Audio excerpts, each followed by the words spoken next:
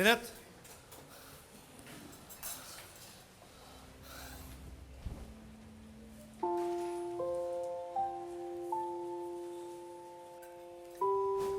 Okay ka lang ba?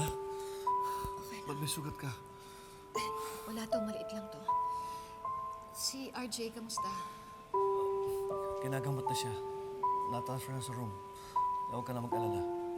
Ma'am Lynette, tapusin po muna natin linisin yung sugat niyo.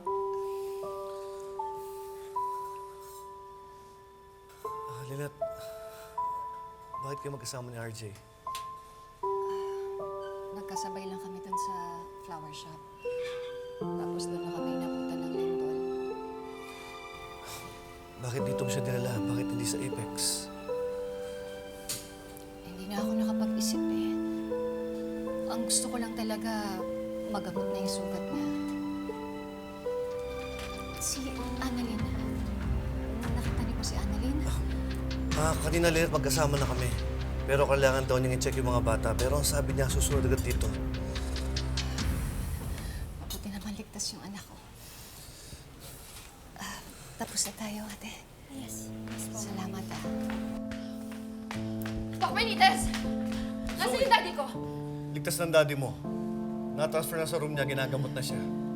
Kaya huwag ka na mag-alala. Ikaw, bakit kayo magkasama ng daddy ko, ha? Alam mo bang nag-aagaw buhay yung mommy ko? Tapos magkasama pa kayo? Ha? Bakit? Zoe, wala kami ginagawang masama ng daddy mo. Sinungaling. Sinungaling. Alam mo pag magkasama kayo ni daddy, lagi na lang may nangyayaring masama sa kanya. Alam mo kahit kailan salot ka sa buhay namin eh. Zoe, tama na. Layuan mo yung daddy ko. Salot ka. Sabi ng tama na, Zoe.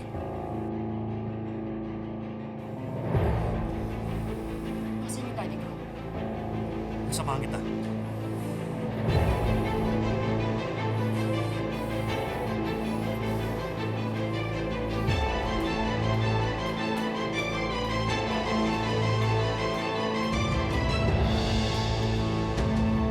Si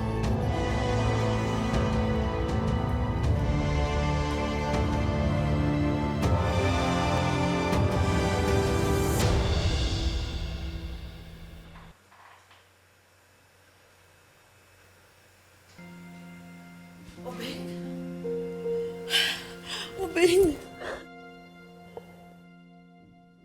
I'm so glad you're safe. Nag-worry ako sa'yo kanina. Because you looked lifeless.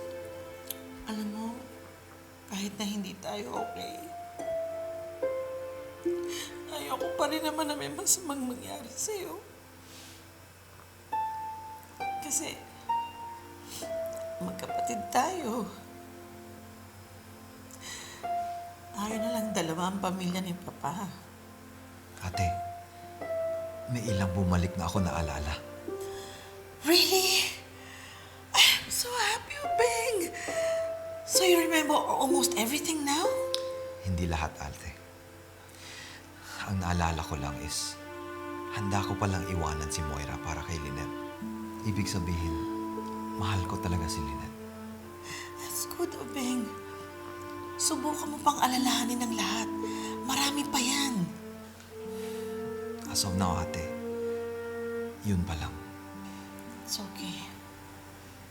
Huwag na nating pilitin. Baka makasama pa yan sa'yo ngayon. But I'm so glad you're here in Eastridge.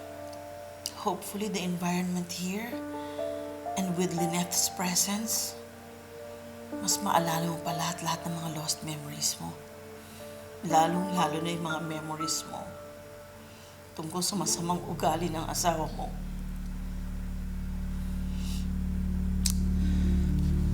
Ate, I'm sorry. Pero, these past few days, nakita ko na parang iba yung pinapakita sa akin ni Moira sa pinapakita niya sa ibang tao. Parang hindi siya totoong mabait. Parang fake na fake.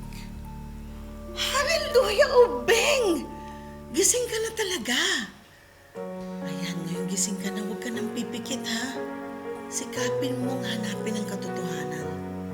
And I'm sure in time, ikaw din mismong makatatanggal ng maskara ng asawa mo. At ang makita mo yung ugali niyang masama. And in time, mas marirealize mo na mas deserve mo sila Lynette at Annalyn. At iwan mo na yung mag-ina mong peking kabaitan. Ate, mahal na mahal ko yung pamilya ko. Lalo na si Zoe, kaya hindi ko magagawa yan. Isa pa yung anak mo. Bruha din ang ugali niyan. Wala siya sa kalingkingan ni Annalyn. Ate, please. Huwag mo naman pagsalitaan si Zoe ng ganyan. Mabait siya. She's been a good daughter.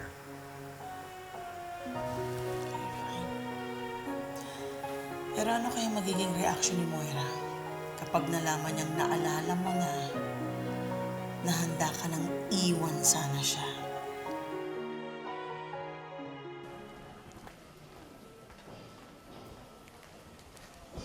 Lynette.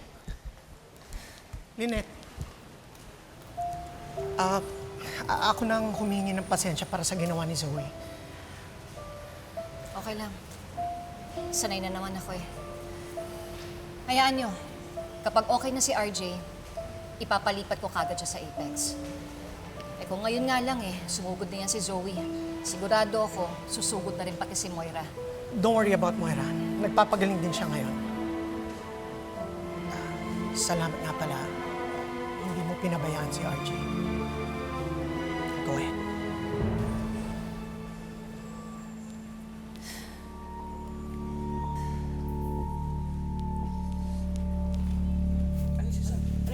Ano yun? Ililigtas ko si Annalyn. Eh, naku, Chang, huwag na po kayo pupunta doon. Baka mapano po kayo. Kailangan akong pumunta ron. Naku, delikado po. Oo nga po. Ay naku, huwag niyo ako pigilan!